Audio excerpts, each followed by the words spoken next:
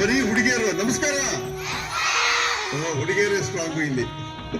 Okay, ಈಗ ಇವತ್ತು ಏನು ಕಾರ್ಯಕ್ರಮ, ರೋಟರಿ ಕ್ಲಬ್ಗಳು 4 ಕ್ಲಬ್ಗಳು, ರೋಟರಿ ಬ್ಯಾಂಗ್ಳೂರ್ ಸಿಟಿ ಸೆಂಟರ್ ಅಂತ ಒಂದು ಕ್ಲಬ್, ರೋಟರಿ ಮಾನ್ಯತಾ ಅಂತ ಒಂದು ಕ್ಲಬ್, ರೋಟರಿ ಬ್ರಿಗೇಡ್ಸ್ ಅಂತ ಒಂದು ಕ್ಲಬ್, ರೋಟರಿ ಅಲ್ಸೂರ್ ಅಂತ ಒಂದು ಕ್ಲಬ್.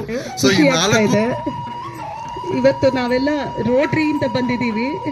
ತುಂಬಾ ಪುಣ್ಯ ಮಾಡಿದ್ದೀವಿ ಇವತ್ತು ಈ ದಿನ ನೋಡೋದಕ್ಕೆ. ಅದಕ್ಕೆ ಕಾರಣ ನವಲಿ ಫ್ಯಾಮಿಲಿಯವರು, Praveen Navali sir, Shobha Navali sir madam, ಅವ್ರಿಗೆ ನಾವು ಥ್ಯಾಂಕ್ಸ್ ಹೇಳಬೇಕು. ಇದು ಒಂಥರ ಬಂಗಾರದಂಥ ಜೀವನ ನಿಮ್ಮದು. ಈಗ ಏನು ನೋಡ್ತಾ ಇದ್ದೀರಾ, ಗೋಲ್ಡನ್ ಟೈಮ್ ಅಂತ ಹೇಳ್ತಾರೆ. ಏನಾದರೂ ಒಂದು ಗುರಿ ಇಟ್ಕೊಂಡು ವಿದ್ಯಾಭ್ಯಾಸನ ಜೊತೆಗೆ ಮಾಡಿ. ಯಾಕಂದರೆ ಇವಾಗ ನೀವೇನು ಅನ್ಕೊಂತೀರೋ ಅದಕ್ಕೆ ತಲುಪೋದಕ್ಕೆ ಟೈಮ್ ತಗೊಳುತ್ತೆ. ಶ್ರಮ ಬೇಕು, ಟೈಮು ಬೇಕು, ಮನಸ್ಸು ಇರಬೇಕು. ಅದೆಲ್ಲನೂ ನಿಮಗೆ ಇವಾಗಿದೆ. ಅದನ್ನು ನಿಧಾನಕ್ಕೆ ನೀವು ಯಾವ ಗುರಿ ಇಟ್ಕೊಂಡಿದ್ದೀರೋ ಅದನ್ನು ಸಾಧಿಸ್ಬೋದು ಆ್ಯಕ್ಚುಲಿ ಆರಾಮಾಗಿ. ಇಲ್ಲಿ ಮುಂದೆ ಕೂತಿರೋ ಮಕ್ಳಿಗೆ ನನ್ನ ಮಾತುಗಳು ಯಾವುದೋ ಅರ್ಥ ಆಗಲ್ಲ. ಮೋಸ್ಟ್ಲಿ ಹಿಂದೆ ಕೂತಿರೋ ಮಕ್ಳಿಗೆ ಮಾತ್ರ ಅರ್ಥ ಆಗುತ್ತೆ. ಎಲ್ಲರ ಮನೆಯಲ್ಲಿನೂ ಅಪ್ಪ ಅಮ್ಮ ಅಕ್ಕ ತಂಗಿ ಎಲ್ಲರೂ ಇದ್ದಾರಲ್ವಾ? ನೀವು ಆದರ್ಶ ವ್ಯಕ್ತಿಗಳನ್ನ ನೋಡೋದಕ್ಕೋಸ್ಕರ ನೀವು ಬೇರೆ ದೇಶ, ಬೇರೆ ರಾಜ್ಯ, ಬೇರೆ ಊರು ನೋಡೋ ಅವಶ್ಯಕತೆನೇ ಇಲ್ಲ. ನಮ್ಮ ಮನೆಯಲ್ಲೇ ನಮ್ಮ ಜೊತೆಗೆ ಯಾರಿದ್ದಾರೆ ಅವ್ರನ್ನ ನೋಡಿದ್ರೆ ನಾವೊಂದು ಎಷ್ಟು ದೊಡ್ಡ ದೊಡ್ಡ ವಿಷಯಗಳನ್ನ, ಒಳ್ಳೆ ವಿಷಯಗಳನ್ನ ನಾವು ಕಲಿಬೋದು. ಈಗ ನಮ್ಮ ರೋಟ್ರಿನಲ್ಲೂ ಕೂಡ ಒಬ್ಬೊಬ್ಬರು ಕೂಡ ಒಂದೊಂದು ಮನಸ್ಸು ಅಂದರೆ ಎಷ್ಟು ಒಳ್ಳೇದಿದೆ ಅಂದರೆ, ಒಬ್ಬೊಬ್ರದ್ದು ಹೇಳ್ತಾ ಹೋದರೆ ನಮ್ಗೆ ಇವತ್ತೆಲ್ಲ ಸಾಲಲ್ಲ.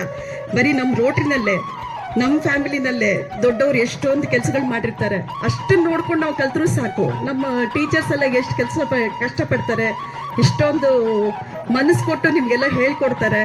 ಅವ್ರುಗಳನ್ನೆಲ್ಲ ನೋಡಿ ಕಲ್ತ್ರೆ ಸಾಕು. ನೀವು ಎಷ್ಟೋ ಒಳ್ಳೆಯವರಾಗ್ತೀರಾ, ಒಳ್ಳೆ ಪ್ರಜೆ ಆಗ್ತೀರಾ.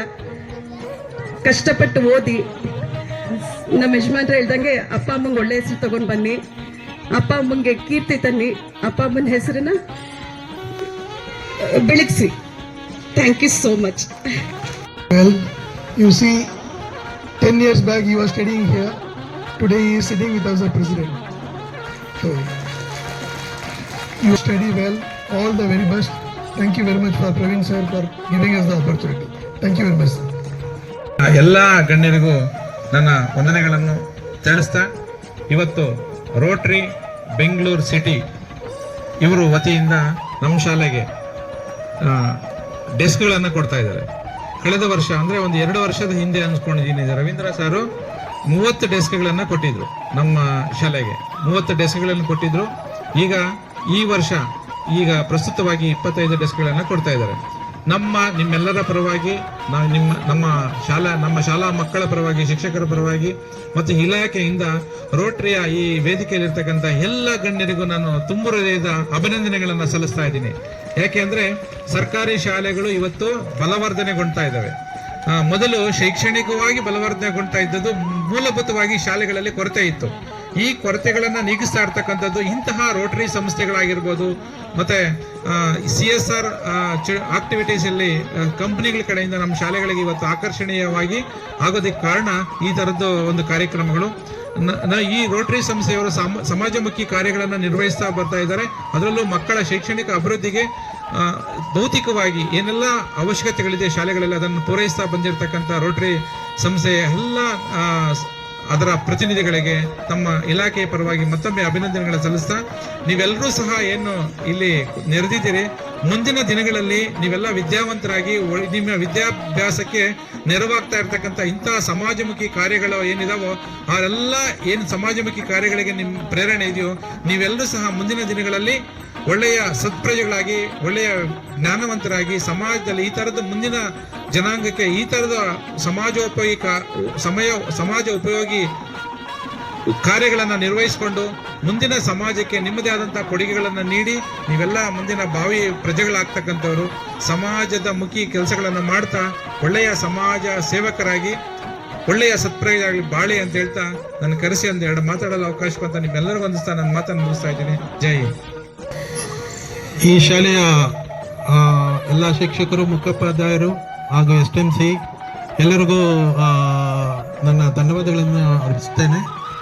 ಈ ಕಾರ್ಯಕ್ರಮ ನಾನು ಎಷ್ಟು ಜನ ಇದ್ದಾರೆ 3 ವರ್ಷದಿಂದ ನಾವು ಅಲ್ಲಿ ಡೆಸ್ಕ್ ಕೊಟ್ಟಾಗ? ಓಕೆ. ಸೊ ನಾನು 1982-83 ಅಲ್ಲಿ ಓದಿದ್ದು ಇದೇ ಶಾಲೆಯಲ್ಲಿ 6ನೇ ಕ್ಲಾಸು ಮತ್ತು 7ನೇ ಕ್ಲಾಸಲ್ಲಿ ಓದಿ, ಇದೇ ಗೌರ್ಮೆಂಟ್ ಶಾಲೆಯಲ್ಲಿ ಓದಿ, ಆಮೇಲೆ ಹೈಸ್ಕೂಲ್ ಇಲ್ಲೇ ಓದಿ, ನೆಕ್ಸ್ಟ್ ಡಿಪ್ಲೊಮೊ ಇಂಜಿನಿಯರಿಂಗ್, ಆಮೇಲೆ ಮಾಸ್ಟರ್ ಡಿಗ್ರಿ ಮಾಡಿ ಈಗ MNC ಕಂಪ್ನಿಯಲ್ಲಿ ಕೆಲಸ ಮಾಡ್ತಾ ಇದ್ದೀನಿ.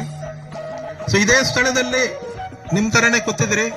ನಾವು ಕೂತಿದ್ದಾಗ ಮನುಷ್ಯಗಳನ್ನ ಬೈಕೊಂತ ಇದ್ರಿ, ಯಪ್ಪ ಎಷ್ಟೊತ್ತು ಕುಳಿಸ್ತಾ ಇದ್ದಾರೆ, ಬಿಸಿಲಲ್ಲಿ ಕುಳಿಸ್ತಾ ಇದ್ರು, ಯಾವ ಚಾಕ್ಲೇಟ್ ಕೊಡ್ತಾರೆ ಅಂತ ವೆಯ್ಟ್ ಮಾಡ್ತಾ ಇದ್ರಿ.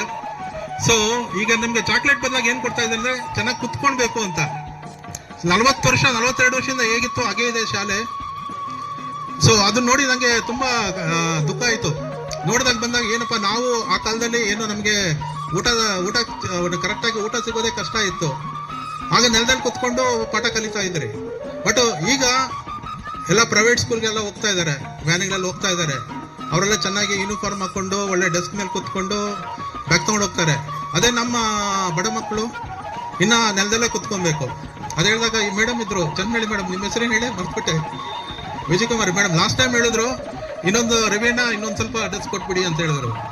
ಸೊ ಅದು ಮನಸ್ಸಲ್ಲೇ ಇತ್ತು, ಏನಾದರೂ ಇನ್ನೂ ಇದೆ ಅಂತ ಕೇಳಿದೆ. ವೆಂಕಟೇಶ್ ಅವ್ರಿಗೆ ಒಂದು ತಿಂಗಳಿಂದ ಫೋನ್ ಮಾಡಿದ್ದೆ, ಮತ್ತೆ ಹೆಡ್ ಮಾಸ್ಟರ್ ಹತ್ರ ಮಾತಾಡಿದಾಗ ಇನ್ನೂ ಒಂದು 75 ಮಕ್ಕಳು ಇನ್ನೂ ನೆಲದಲ್ಲೇ ಕೂತಾ ಇದ್ದಾರೆ ಅಂತ ಹೇಳ್ತಾ ಇದ್ರು. ಆ ಟೈಮ್ದಲ್ಲಿ ಪ್ರವೀಣ್ ನವಲಿ ಅಂತ ಇವರು ಮುಖ್ಯ ಕಾರಣರು. ಲಾಸ್ಟ್ ಟೈಮ್ ಕೂಡ 30 ಡೆಸ್ಕ್ ಕೊಡಬೇಕಾದ್ರೆ ಬೆಂಗಳೂರು ಸಿಟಿ ಸೆಂಟರ್ನಿಂದ ಪ್ರವೀಣ್ ನವಲಿ ಮತ್ತು ಸಿಟಿ ಸೆಂಟರ್ ಕ್ಲಬ್ ಇಂದ ತುಂಬ ಸಹಾಯ ಮಾಡಿದ್ರು. ಸೊ ಆ ಸಮಯದಲ್ಲಿ ಅವರು ಮಾಡೋಣ ಅಂತ ಹೇಳಿದ್ರು. 25 ಡೆಸ್ಕ್ ಬೇಕಂದ್ರೆ 20 ಡೆಸ್ಕ್ ಅಪ್ರೂವ್ ಮಾಡಿದ್ರು.